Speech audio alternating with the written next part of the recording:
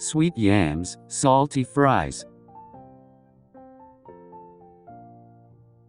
It was late in the evening, room filled with laughter and giggles as Yamaguchi and Tsukishima went through old photos from their elementary days. OMG, I remember the cute little dinosaur plushie you used to hide under your bed whenever I came over. Oh gosh, no one will ever know about your dinosaur obsession phase, I'm the only one. Good, I would die of embarrassment if anyone ever found out. Why? I think it's very cute. Everyone only knows you as Saltishima. Yamaguchi teased his husband by poking his cheek with his finger. Tsukishima reacted by playfully biting that same finger. Tsuki, PFFT. A big yawn escaped Yamaguchi's mouth as he reached up to rub his eyes. Tired? Just a bit, yeah. Okay, let's sleep then. Why? You have work, and I have practice. But I was having so much fun teasing you. Tsukishima tucked a piece of Yamaguchi's hair behind his ear. He laid him down on his own pillow, since they liked to sleep on each other's pillow at night. He placed a soft kiss on his cheek and forehead, then began to clean the room before joining his husband in bed. In the middle of the night, Tsukishima woke up to a pounding headache. He stood up and ran to the bathroom. Gripping at his head, he stared into the mirror with blurry vision as he didn't have on his glasses. He scavenged through the medicine cabinet to grab some painkillers for the headache. He began to have severe dry coughs that made his throat sore. What the hell is going on? After his symptoms calmed down, he returned to bed where he saw his husband tossing in his sleep. Where were you? I just used the bathroom. Go back to sleep, baby. MMK. Tsukishima got under the covers and spooned Yamaguchi until they both fell asleep again. Yamaguchi left to run some errands after eating breakfast and packing a lunch for his husband. Tsukishima was getting ready to leave the house so that he could get to volleyball practice that started soon. My head doesn't hurt as much today, so I should be fine at practice. He grabbed his bag and left the house. When he arrived to practice, the team began by doing their usual warm-up stretches, then the coach gathered them together. They started to do drills and Tsukishima had to practice his blocks against the spikers on his team. Everything was going well, he was feeling fine until he began to overexert himself and started to feel a painful ache in his chest again. Suddenly, he became dizzy and felt himself begin to faint. He could hear the muffled voices of his teammates and coach calling out to him before he eventually went unconscious. He woke up, blinking his eyes open to a bright light on the ceiling. He was in a hospital. What's going on? What happened? The nurse told him to calm down before going to get the doctor. He entered the room. Hi Tsukishima.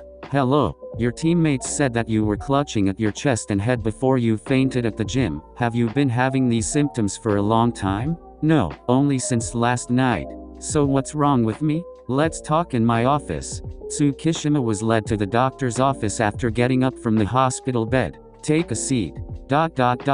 He followed the doctor's directions and sat in the seat across from his desk.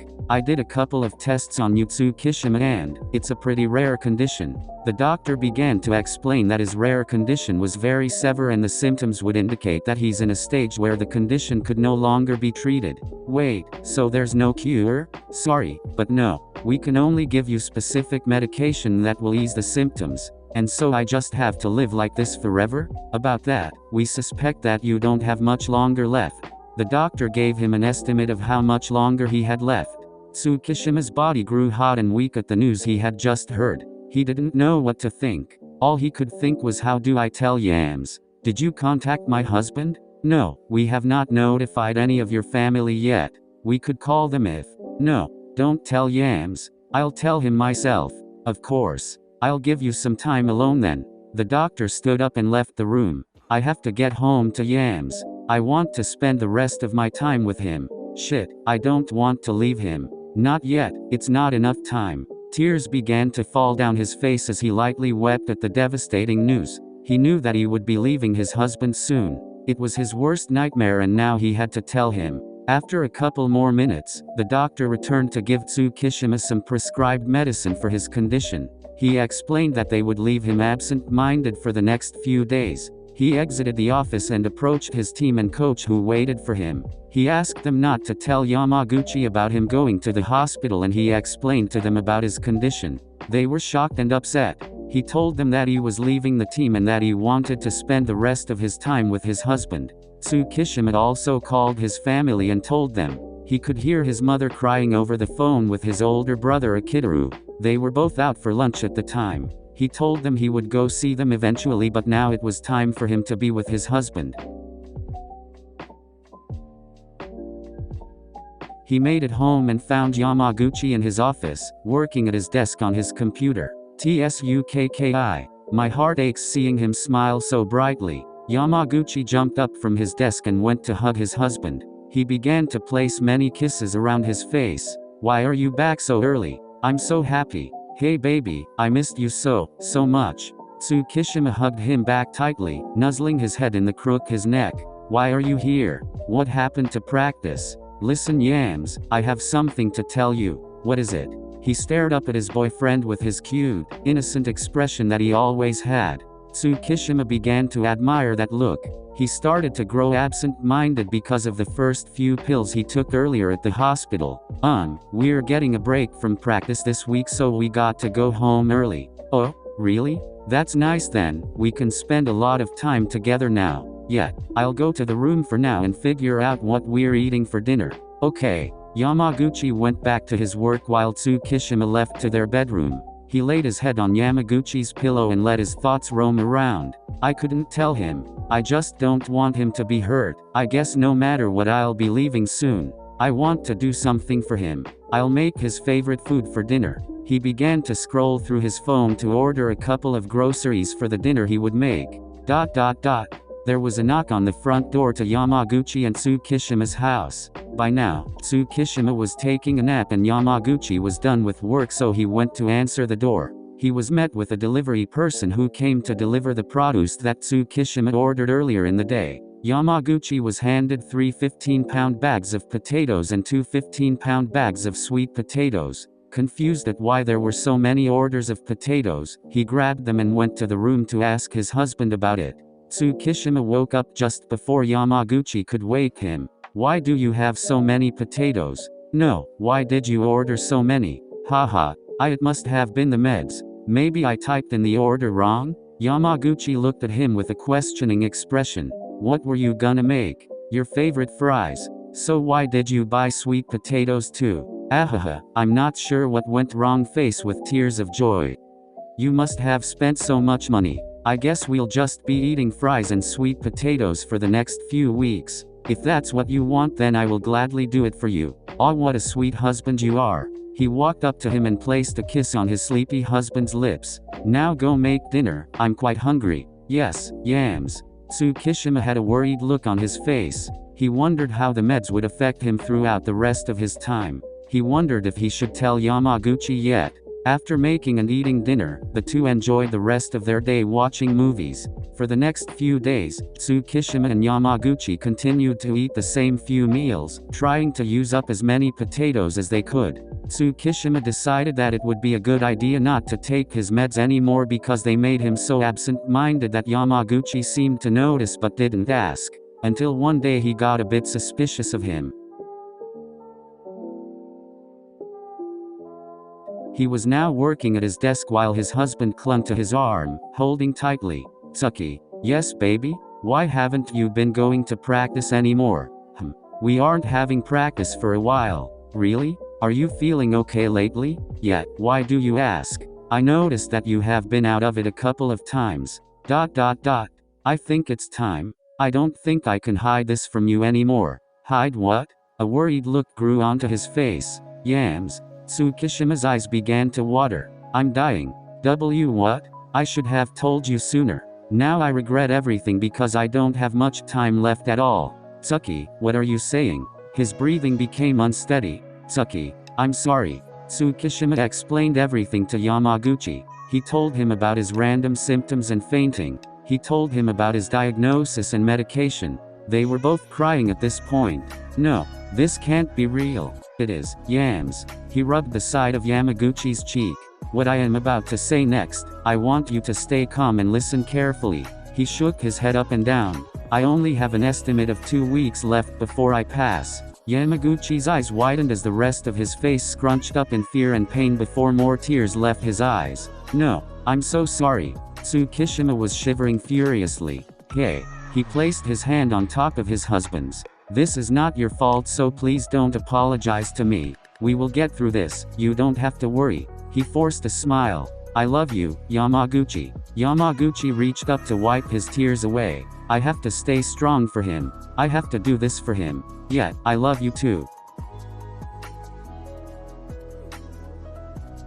During the first week of Tsukishima's last 2 weeks, in the beginning, the two tried to enjoy a lot of time together. They watched movies, did karaoke, went to dinner, played games, and had a lot of sex.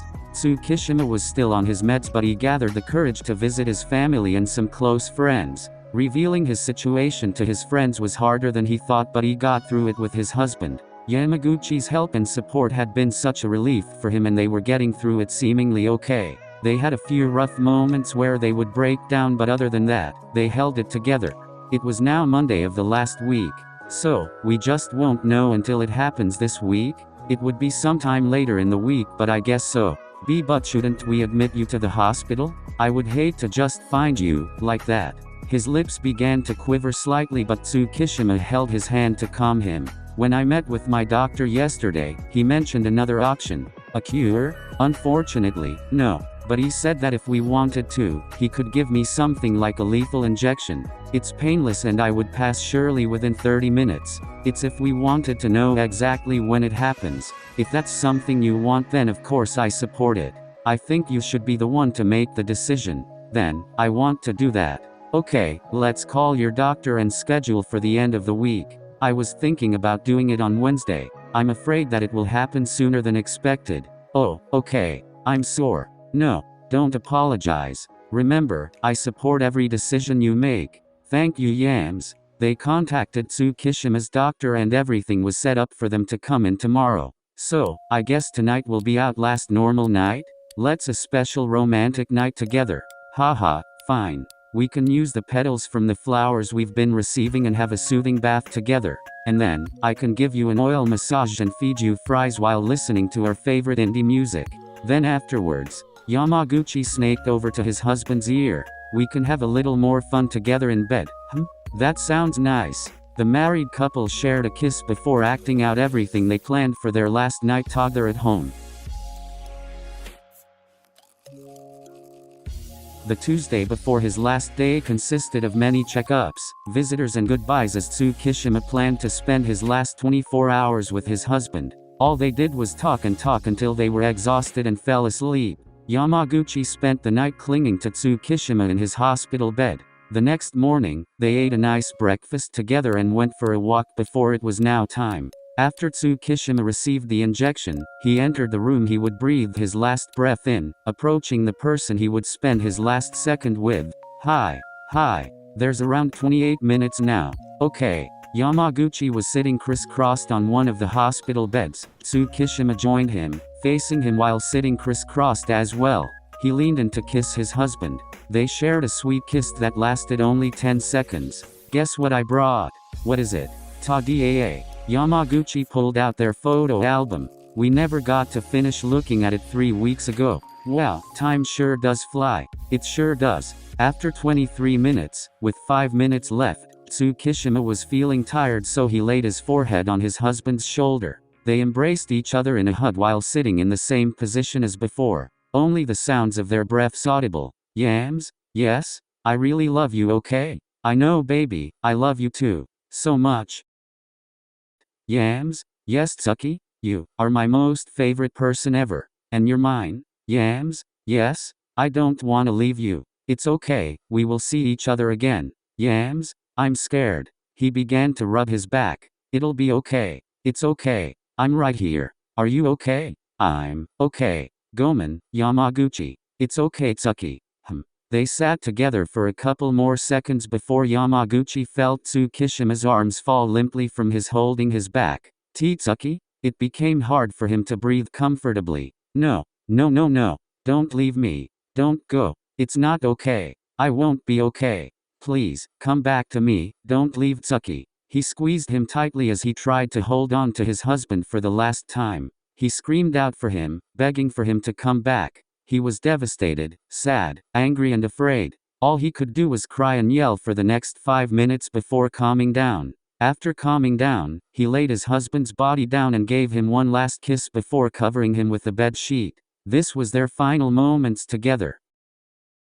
A few days later, Yamaguchi had finally went back to his empty home. To his surprise, he found a letter that was left by TsukiYama. He made himself some of his favorite fries with the last of the potatoes that his late husband had bought and began to read the letter. By the end, he was laughing and crying to himself as he clutched onto the pillow that TsukiYama would always sleep on. Yamaguchi would never forget him. He was the love of his life and he would cherish the beautiful life that he had with a beautiful man. He would continue to stay strong and keep his head high as life moved on. R.I.P. TsukiYama K. The end.